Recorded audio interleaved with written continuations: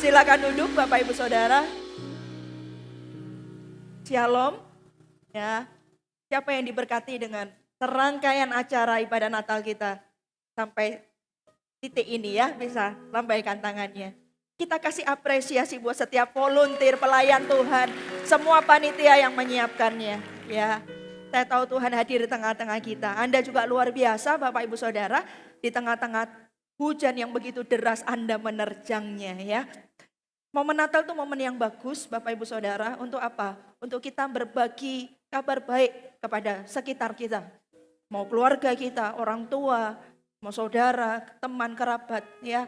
Ini ibadah kita nih masih ada sampai malam, sampai sore nanti. Nanti ibadah kedua ada jam 11, ada jam 2, ada jam 5. Coba kalau lihat Anda semuanya, Anda sendiri mengalami Tuhan gitu ya. Sayang kalau sampai ada keluarga atau teman saudara Anda tidak mengalaminya. Masih ada waktu. Ajak mereka sebelum mungkin dinner sama-sama, sebelum mungkin makan siang sama-sama gitu ya, sebelum fellowship sama-sama, ajak ke GMS.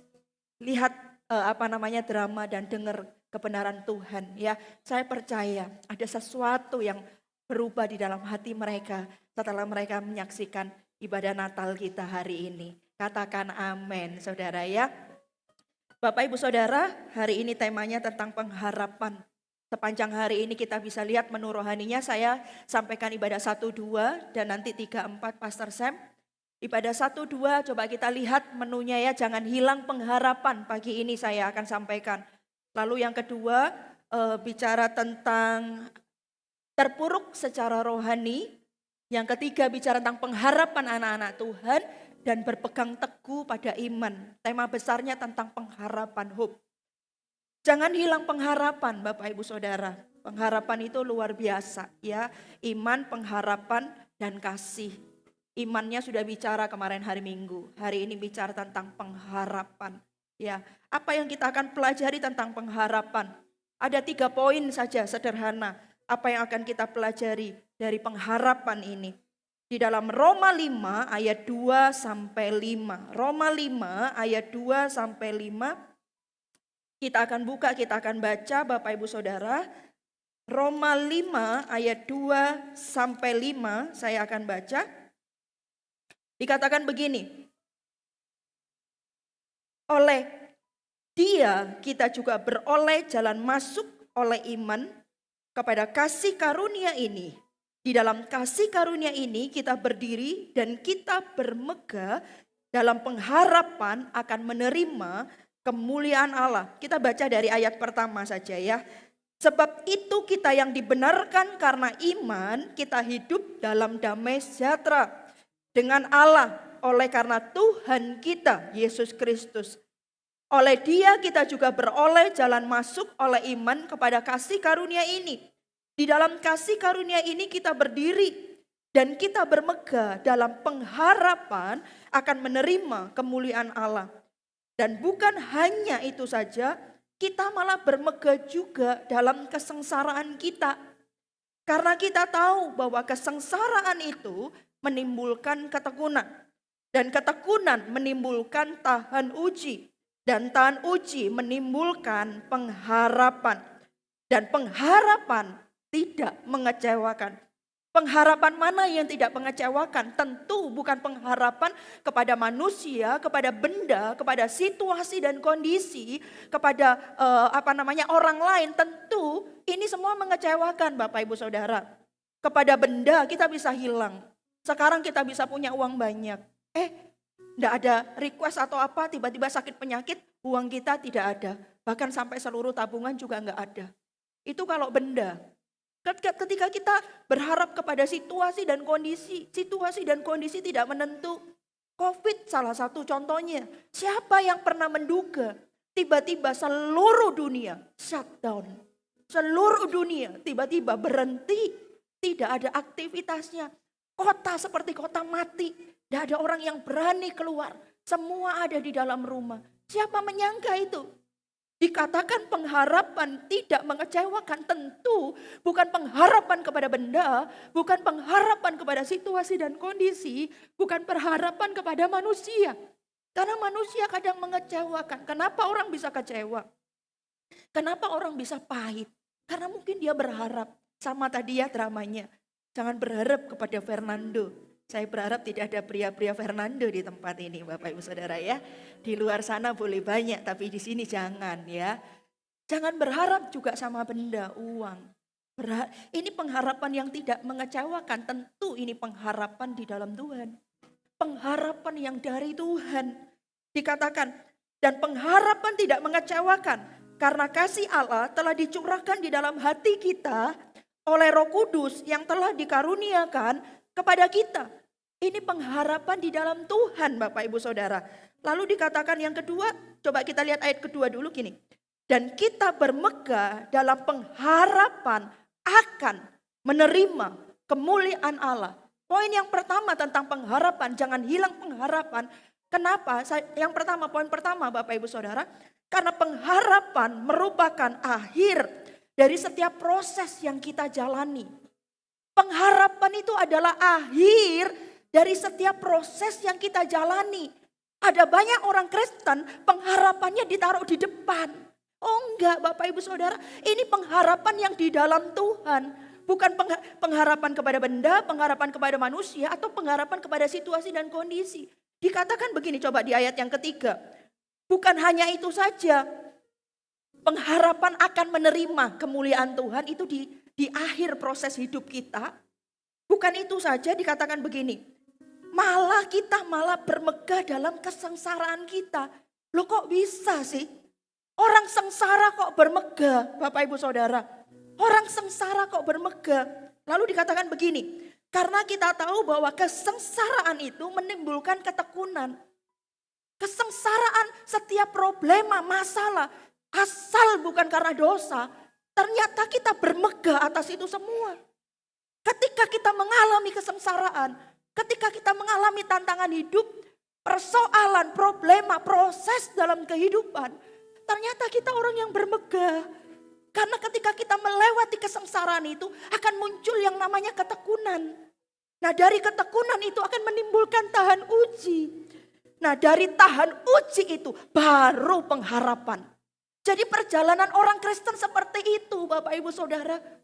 Kesengsaraan, ketekunan, tahan uji, baru pengharapan. Karena itu pengharapan itu adalah proses akhir, bukan di awal. Kenapa ada banyak orang Kristen kecewa? Karena ketika dia mulai berjalan bersama Tuhan, dia menaruh pengharapannya itu di depan. Di depan. Seandainya aku sudah menjadi orang yang diberkati Tuhan. Seandainya aku sudah naik. Seandainya aku sudah diangkat. Pengharapan itu tapi dari manusia itu bukan pengharapan yang datangnya dari Tuhan. Karena kalau pengharapan yang datangnya dari Tuhan itu tidak pernah di depan. Anda berharap sekarang dan Anda pengen menerima sekarang. Gak ada. Karena pengharapan itu selalu kalau pengharapan datangnya dari Tuhan. Dan pengharapan di dalam Tuhan itu tidak pernah di depan step kita. Tapi itu ada di sini. Anda harus melewati yang namanya kesengsaraan. Anda harus melewati yang namanya ketekunan. Setelah itu Anda lewati yang namanya tahan uji. Disitulah pengharapan yang dari Tuhan itu akan nyata. Ada berapa banyak Yusuf contohnya. Dia mendapatkan pengharapan dari Tuhan. Apa? Nanti suatu ketika semua keluarganya, saudaranya akan menyembah dia. Dia hidupnya akan diangkat oleh Tuhan. Tapi apakah dia langsung menerimanya? Enggak. Apa yang dia terima? Dia dijual oleh keluarganya. Dia mengalami kesengsaraan. Dia difitnah dari anak yang mungkin Bapak Ibu Saudara itu menjadi anak di rumah orang tuanya. Tiba-tiba menjadi seorang budak. Itu enggak gampang. Itu kesengsaraan. Tapi bukan karena salahnya. Karena Tuhan punya rencana dalam hidupnya. Ada pengharapan. Ini yang pengharapan di dalam Tuhan seperti itu. Dia ngalami dijual. Dia menjadi budak di rumah Potifar. Lalu bukan cuma cukup itu. Dia difitnah. Ketika dia mengalami fitnah itu, apa yang terjadi? Dia dipenjara. Coba. Kalau seandainya dia tahu pengharapan di depan matanya. Katanya Yesus itu memberi aku mimpi. Katanya Yesus itu ini dan segala macam. Dia akan kecewa. Dan ada berapa banyak kalau orang Kristen itu kecewa?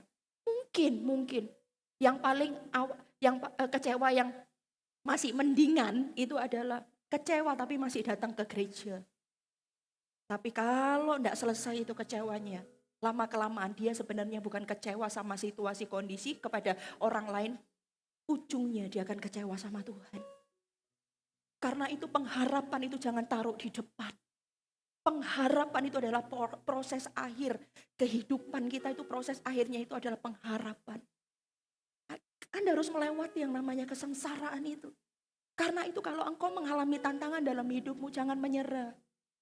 Itu adalah langkah yang tepat untuk Anda menuju pengharapan yang datangnya dari Tuhan. Itu langkah yang tepat. Coba lihat apa di penjara. Setelah itu banyak hal yang terjadi dalam kehidupan Yusuf. Abraham, ketika dia juga mendapatkan janji Tuhan, pengharapan dari Tuhan. Tapi apa yang terjadi? Dia harus keluar dari sanak saudaranya. Harus meninggalkan negeri di mana dia tinggal. Kan negeri yang kutunjukkan kepadamu. Lo negeri mana? Itu umurnya sudah tidak muda. Ke negeri yang Tuhan gak jelas ngomongnya ke daerah mana. Itu gak gampang Bapak Ibu Saudara. Kalau tidak kita percaya penuh sama Tuhan, gak mungkin kita melakukannya. Karena itu Abraham dikatakan bapak orang percaya. Kenapa? Dia itu tidak lihat, tapi dia percaya Bapak Ibu. Dia melangkah, sekalipun melakukan kesalahan, dia bawa ponakannya, Lot. Tapi dia keluar dari negerinya. Ke negeri yang dijanjikan kepada Tuhan, yang gak tahu itu negerinya mana. Dia bawa keluarganya, istrinya. Dia bawa semua harta bendanya. Dia bawa juga Lot, itu kesalahannya dia. Tapi tidak gampang. Setelah itu dia dapat secercah harapan. Belum lagi istrinya juga sudah mati haid. Mana mungkin. Dia lihat kondisinya, mana mungkin. Tapi apa yang terjadi? Ada Isa lahir. Lalu ketika Isa lahir disuruh persembahkan sama Tuhan. Tapi lihat, Tuhan tidak jadi. Tuhan berkata, Abraham aku tahu hatimu, aku tahu imanmu di dalam aku. Tapi kesengsaraan menimbulkan apa? Ketekunan. Makanya kalau ada proses dalam kehidupanmu, ada tantangan dalam hidupmu, jangan menyerah. Maju terus. Kenapa? Supaya Anda tekun. Anda tekun cari Tuhan. Tekun. Coba kalau kita kerja, apakah langsung begitu kerja langsung dapat hasilnya? Belum tentu. Belum tentu. 7 Up itu. Enggak boleh bilang merek. Tapi dari pertama sampai 6 up itu ada orang yang mengusahakannya. Tapi ketika sampai 6 up ini dia sudah give up. Dia sudah menyerah, ini kayaknya salah ini mungkin. Kayaknya enggak berhasil. Ada orang lain. Lalu dia buat 7 up booming. Saudara, kesengsaraan selalu menimbulkan ketekunan. Asal engkau tahu bahwa jangan salah hatimu. Hatimu jangan kecewa. Hatimu jangan putus asa. Tapi teruslah melangkah. Karena kesengsaraan itu akan menimbulkan ketekunan. Dan ketekunan akan menimbulkan tahan uji. Bapak Ibu Saudara, kita bukan orang-orang gampangan. Kita bukan anak-anak Tuhan yang gampang menyerah. Anak-anak Tuhan yang maaf mentalnya ini mudah melempem seperti kerupuk. Keras kelihatannya, tetapi ternyata begitu kena air setetes saja langsung sudah melempem, sudah menciut Bapak Ibu Saudara. Enggak, Tuhan mau roh kita ini gagah perkasa. Tuhan mau roh kita ini luar biasa. Tuhan mau roh kita ini Bapak Ibu Saudara, inilah yang mengalahkan dunia. Bagaimana kita bisa mengalahkan dunia kalau kita menjadi orang yang tidak tahan uji? Tahan uji itu artinya apa? Dalam segala situasi dan kondisi. Mau panas, mau hujan, mau api, mau apapun juga. Anda tetap bertahan. Itulah anak-anak Allah sesungguhnya. Itulah anak-anak Allah yang sesuai dengan kualitas Allah. Karena itu pengharapan itu selalu ditaruh belakang. Pengharapan itu adalah proses akhir. Akhir dari proses yang kita jalani. Karena itu Bapak Ibu Saudara, jangan hilang pengharapan. Engkau akan naik dan bukan turun. Berkat ada padamu dan bukan kutuk. Aku akan membawa engkau dari kemuliaan satu kepada kemuliaan yang lebih besar. Itu semua janji Tuhan. Itu pengharapan. Dan tidak mungkin Anda menerimanya now. Karena pengharapan itu ada di ujung proses dari hidupmu. Itu ada di akhir. Kadang ada yang 25 tahun nunggunya seperti Abraham. Ada yang 13 tahun nunggunya seperti Yusuf. Tapi ada juga Bapak Ibu Saudara.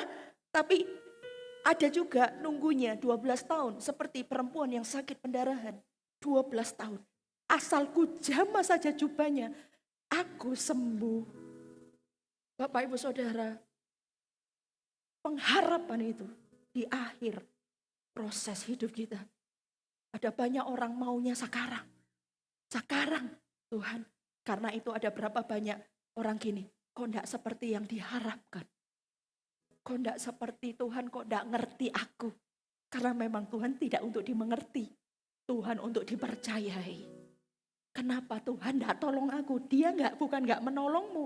Belum selesai rencananya dalam kehidupanmu. Engkau harus melewati itu supaya engkau tekun. Apakah engkau sudah tekun? Apakah engkau sudah tahan uji? Karena ketika engkau sudah di level tahan uji, disitulah akan ada pengharapan yang turun dalam kehidupanmu. Dikatakan begini, dan bukan hanya itu saja, kita malah bermegah dalam kesengsaraan kita. Karena kita tahu bahwa kesengsaraan itu menimbulkan tahan uji. Dan ketekunan menimbulkan ketekunan. Dan ketekunan menimbulkan tahan uji. Dan tahan uji itu menimbulkan pengharapan. Dan pengharapan tidak mengecewakan. Coba kita lihat di dalam Ibrani 6 ayat 11 sampai 12 bilang begini. Tetapi kami ingin supaya kamu masing-masing menunjukkan kesungguhan yang sama untuk menjadikan pengharapanmu suatu milik yang pasti sampai pada akhirnya. Agar kamu jangan menjadi lamban, tetapi menjadi penurut-penurut mereka yang oleh iman dan kesabaran mendapat bagian dalam apa yang dijanjikan Allah. Saudara, kenapa Tuhan itu menunggu? Kenapa pengharapan itu ada di akhir proses hidup kita? Karena Tuhan itu menunggu karakter-karakter ilahi muncul dalam kehidupan Anda. Untuk menerima berkat itu gampang. Tapi ada berapa banyak orang menerima berkat tapi orang itu juga hilang. Tuhan mau kita menjadi orang-orang yang siap. Kenapa diizinkan ada kesengsaraan, ketekunan dan bahkan tahan uji. Supaya karakter-karakter ilahi itu muncul dalam kehidupan kita. Dikatakan penurut-penurut iman, ada kesabaran. Kita jadi orang yang sabar untuk menunggu janji Tuhan. Bukankah dunia mengajarkan ketidaksabaran, segala sesuatunya menjadi instan. Tapi tidak di dalam Tuhan. Tuhan mengajari kita untuk menjadi sabar. Katakan amin.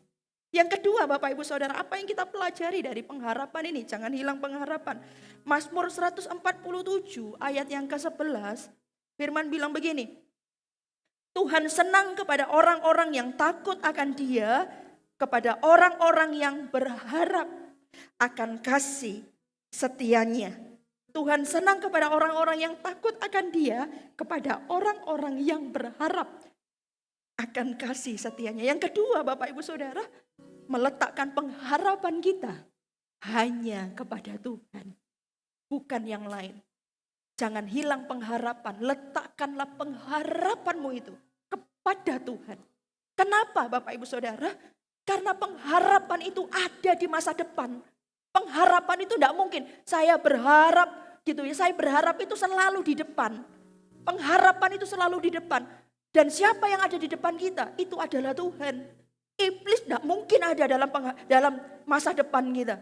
1 menit, 2 menit di depan kita. Tidak pernah tahu Bapak Ibu Saudara. Tidak pernah tahu iblis itu. Tapi Tuhan tahu.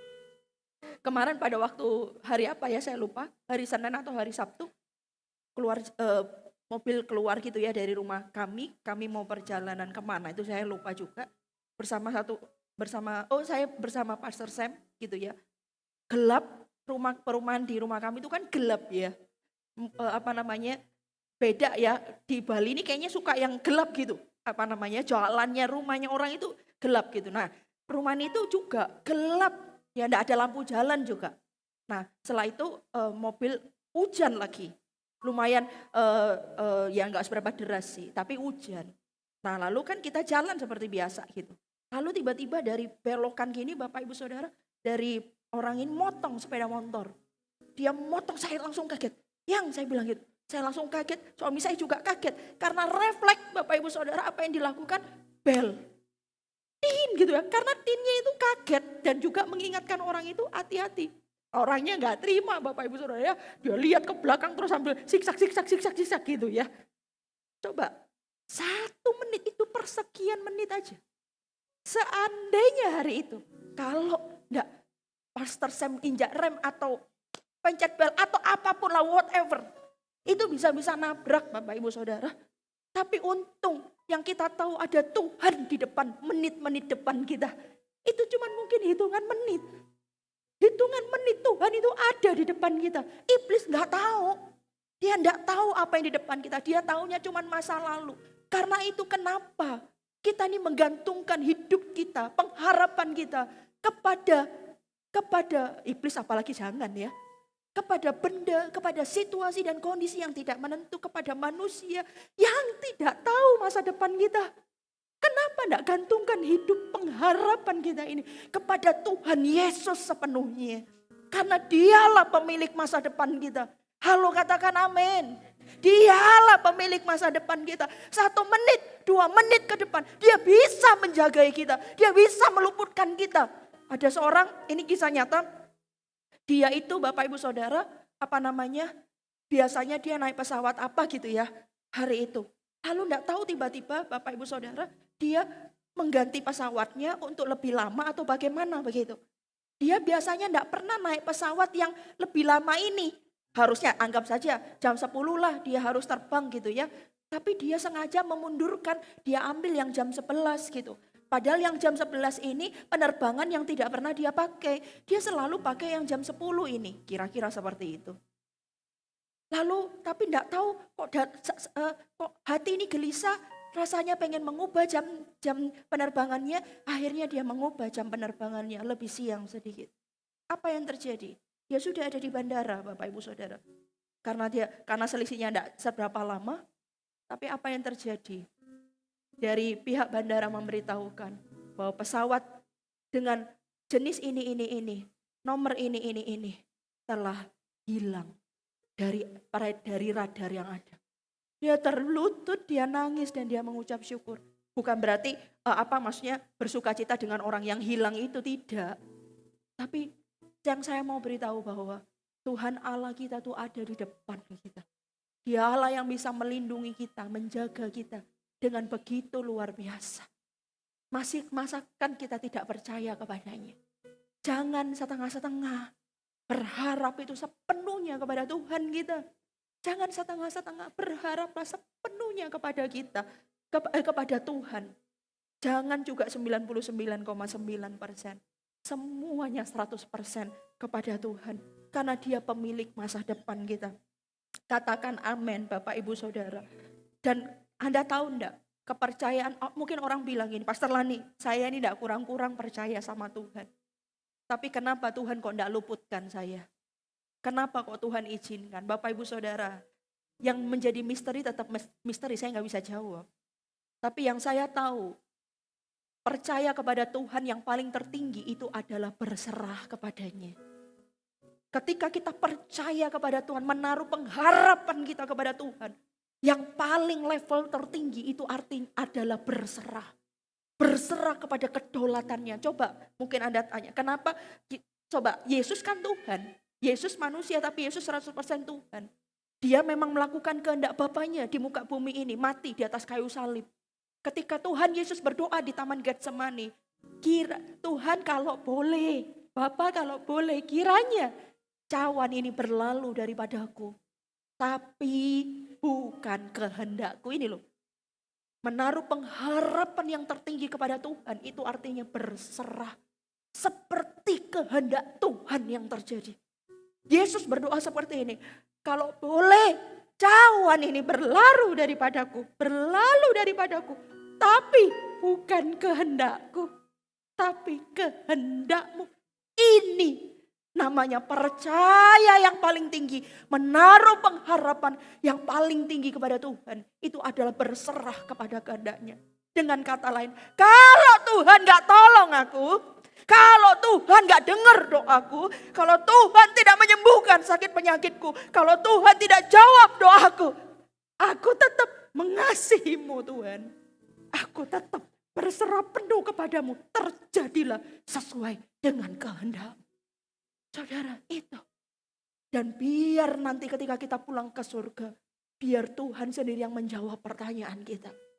Kenapa? Kadang kita berharap, kok tetap masih belum terjadi. Kenapa? Itu tetap misteri. Tapi yang saya tahu, ketika kita menaruh pengharapan kita kepada Tuhan Yesus, yang paling tinggi itu levelnya adalah berserah. Berserah biar kehendak Tuhan yang jadi. Kehendak Bapa. Kiranya cawan ini berlalu daripadaku. Tapi bukan kehendakku. Tapi kehendakmu Tuhan. Tidak gampang doa itu. Tidak gampang. Sungguh. Kalau kita sudah sampai di level ini. Kita bukan seperti Tuhan. Tapi kita disempurnakan sama seperti Dia. Kalau kita berdoa kita selalu sakit, kita pengen sembuh. Kalau kita mengalami proses kehidupan, pengen segera keluar dari situ. Kalau kita mengalami padang gurun, pengen segera cepat pindah dan masuk di tanah perjanjian. Kalau kita mungkin yang mengalami masalah, cepat masalahnya selesai, itu kerinduan kita. Tapi Yesus, Dia akhir hidupnya mati di atas kayu salib.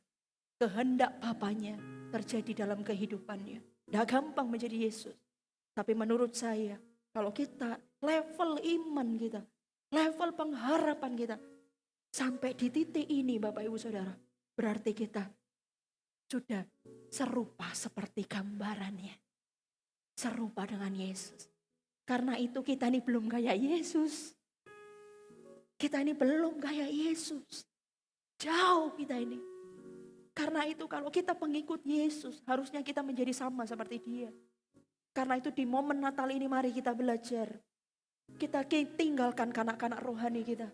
Kita tinggalkan bayi rohani kita. Biar melalui kebenaran firman Tuhan ini kita naik level. Dulu yang bayi rohani naik jadi kanak-kanak rohani. Dulu yang kanak-kanak rohani jadilah orang yang dewasa secara rohani. Karena hanya orang-orang dewasa yang dipercaya sama Tuhan. Hanya orang-orang dewasa yang dipakai oleh Tuhan. Katakan amin Bapak Ibu Saudara. Katakan amin. Belum apa-apa kita ini. Jauh. Jauh. Karena itu jangan kecewa sama Tuhan. Kita ini tidak ngerti rencananya. Kita ini tidak ngerti jalan-jalannya. Kadang tidak sesuai dengan harapan. Tapi ternyata ujungnya itu kemuliaan bagi kita. Halo, katakan amin. Tidak sesuai dengan harapan. Tidak sesuai dengan kenyataan. Aku mau percaya kepada Tuhan Yesusku. Bisa bantu sama-sama? Hatiku sorak karena penyelamatanmu. Aku mau bernyanyi kepada Tuhan Yesusku. Karena Dia telah berbuat baik kepadaku. Sekali lagi katakan, aku mau percaya. Aku mau percaya. Yes Lord Jesus.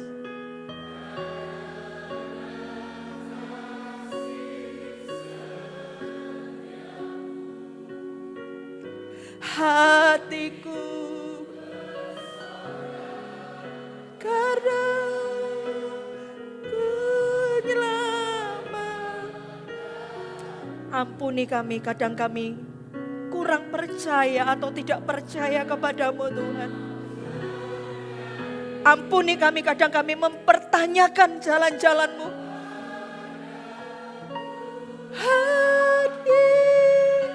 Ampuni kami sering tanya, kenapa aku harus mengalami kesengsaraan ini. Telah berbuat baik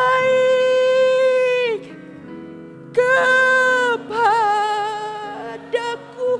Siapa setuju dengan saya? Sampai selama-lamanya Allah kita baik dan amat sangat baik dan sangat-sangat baik. Kasih tepuk tangan yang paling meriah buat Allah kita. Jangan pernah menghakimi Tuhan Allah kita. Jangan pernah menghakimi Dia.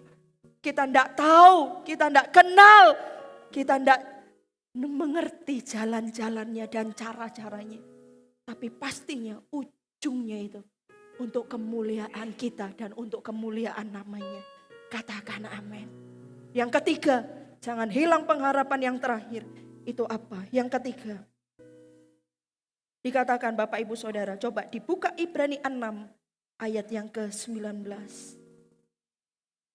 Dikatakan begini, pengharapan itu adalah sau yang kuat dan aman bagi jiwa kita yang telah dilabuhkan sampai ke belakang tabir. Pengharapan itu adalah sau yang kuat. Sau itu apa, Bapak Ibu Saudara? Kalau ada kapal yang besar, Bapak Ibu Saudara, mungkin kalau perahu kecil tidak perlu. Perahu kecil hanya pakai tali saja, ikatkan aja kepada kayu mungkin yang ada di bibir pantai, supaya perahunya tidak kemana-mana. Tapi kalau kapal yang besar seperti kapal pesiar atau pokoknya kapal yang size-nya gede, Bapak Ibu Saudara, maka diperlukan jangkar, diperlukan itu untuk membuat kapal itu tidak goyang kemana-mana. Sama seperti itu, pengharapan itu seperti sau yang kuat itu seolah-olah seperti jangkar itu loh Bapak Ibu Saudara, sehingga perahu yang besar itu tidak akan kemana-mana. Dia tidak akan terombang-ambingkan oleh ombak laut sehingga dia bisa hilang gitu ya. Dia supaya biar di situ saja tidak kemana-mana, diperlukan jangkar. Sama pengharapan itu adalah sau yang kuat dan aman Bapak Ibu Saudara. Sau yang kuat dan aman bagi jiwa kita. Jiwa itu bicara apa? Jiwa itu adalah bagian diri seseorang, bagian manusia ini, diri seseorang, Bapak Ibu Saudara, yang mencakup pikiran, perasaan, dan keinginan. Pengharapan di dalam Tuhan itu seperti sau yang kuat dan aman bagi jiwa kita. Bapak Ibu Saudara, pengharapan di dalam Tuhan itu aman buat jiwa kita. Dengan kata lain, Anda tidak akan depresi, Anda tidak akan anxiety, Anda tidak akan stres, Anda tidak akan mau bunuh diri. Kenapa? Karena pikiran, perasaanmu, dan keinginanmu aman di dalam Tuhan. Halo, katakan amin. Bapak Ibu Saudara, itu yang dimaksudnya. Sebagai sau yang kuat. Pengharapan itu sebagai sau yang kuat dan aman. Mau cari rasa aman di mana? Coba. Rasa aman ada di mana? Di Fernando gak ada rasa aman. Di uang gak ada rasa aman di situ. Di pekerjaan yang Anda punya gak ada rasa aman di situ. Di mana lagi? Di apa lagi? Bapak Ibu Saudara, di kecantikan yang Anda punya? Enggak. Di kemampuan pikiran yang Anda punya? Enggak. Suatu ketika orang bisa 6 bahasa, Bapak Ibu Saudara, entah karena sakit penyakit atau apa, tiba-tiba dia bahkan mengingat dirinya sendiri saja dia tidak tahu. Dia tidak tahu namanya itu siapa. Boro-boro 6 bahasa yang dia bisa kuasai.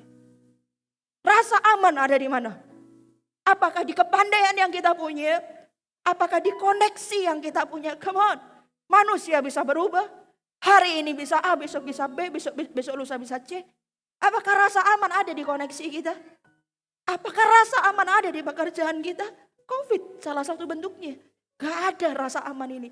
Tapi Tuhan berkata, aman bagi jiwamu itu adalah ketika pengharapan di dalam Tuhan. Oleh karena itu, kenapa orang bunuh diri? Karena dia udah enggak punya pengharapan. Kenapa orang depresi? Karena dia enggak punya pengharapan. Kenapa? Karena di pikirannya ketika bangun tidur selalu berpikirnya masalah itu. Dia ketika lakukan sesuatu tiba-tiba air mata mengalir. Kenapa? Teringat masalah itu lagi. Ketika dia bekerja seolah-olah tubuhnya di kantor tapi pikirannya enggak di masalah itu lagi. Sehingga apa? Sehingga dia depresi. Sehingga dia, nanti saya bahas ini sedikit-sedikit Bapak Ibu Saudara nanti di ibadah kedua. Panik, ada yang namanya panic attack. Tiba-tiba panik. Saya dengar ada seseorang bilang, dia berkata begini, saya sendiri sudah 3 tahun mengalami anxiety. Saya mengalami panic attack. Dan kalau panic attack itu tiba-tiba datang kepada saya itu seperti bisa gulung-gulung dan tidak sadarkan diri. Kok bisa? Kok bisa? Saya bisa gulung-gulung tidak sadarkan diri dan seperti ketakutan yang sangat mencekam. Saya tahu saya pengen keluar dari sini tapi saya tidak bisa. Dia tanya bagaimana caranya supaya saya bisa keluar dari sini. Depresi yang ringan, depresi yang berat, disuruh minum obat oleh psikolog dan segala macam psikiater. Bapak Ibu Saudara ngalamin itu semua. Tapi Alkitab sudah memberitahukan pengharapan kepada Tuhan itu seperti saw yang kuat Bapak Ibu Saudara. Tidak ada yang sekuat itu. Karena itu jangan pernah hilang pengharapanmu di dalam Tuhan. Itu yang membuat engkau steady. Itu yang membuat engkau tidak kemana-mana. Itu yang membuat perahumu tidak akan terhempas karena ombak. Itu yang membuat engkau tidak tiba-tiba hilang di tengah lautan gak jelas. Enggak, kamu akan tetap ada di situ seperti jangkar. Dan itu aman untuk jiwamu, pikiranmu, perasaanmu. Tidak bisa keluar seperti baby blues baru melahirkan. Seperti baby blues ngalami kayak begitu. Seperti kayak di dalam sebuah gelembung. Gelembung yang gak bisa keluar. Di mana perasaannya berkecamuk, hormonnya berubah dan segala macam. Aman bagi jiwamu. Kalau engkau punya pengharapan. Karena itu kalau engkau ngalami itu hari ini. Jelas obatnya satu. Apa? Arahkan matamu, pikiranmu dan hatimu kepada pengharapan di dalam Tuhan. Bilanglah kepada jiwamu, hai jiwaku tenang. Di dalam Tuhan ada harapan. Di dalam Tuhan ada kemenangan. Di dalam Tuhan ada ketenangan dan damai. Itu kuncinya, itu obatnya. Kasih tepuk tangan buat Allah kita. Orang yang depresi, orang yang stres, bahkan mau bunuh diri, coba dipikir, tidak punya harapan. Dia selalu berpikir gini, kapan aku menyelesaikan masalah ini? Kapan aku bisa keluar dari sini? Selalu begitu, pengharapannya ditaruh di depannya. Pengharapan itu di belakang. Berharaplah kepada Tuhan. Dia Allah yang tidak mengecewakan. Karena itu harusnya kecemasan, panic attack, anxiety, mau bunuh diri bahkan depresi. Itu tidak berlaku bagi anak-anak Tuhan yang sungguh berharap kepada Tuhan. Kenapa? Karena pengharapan seperti saw yang kuat dan aman bagi jiwa kita. Kasih tepuk tangan buat Allah kita. Kita baca ayat yang terakhir Bapak Ibu Saudara. Dikatakan begini, Roma 15 ayat 13. Semoga Allah, sumber pengharapan, memenuhi kamu dengan segala sukacita dan damai sejahtera dalam iman kamu. Supaya oleh kekuatan Roh Kudus, kamu berlimpah-limpah dalam pengharapan. Mari saya undang semua bangkit berdiri. Oh Ramayana takaya shene manana.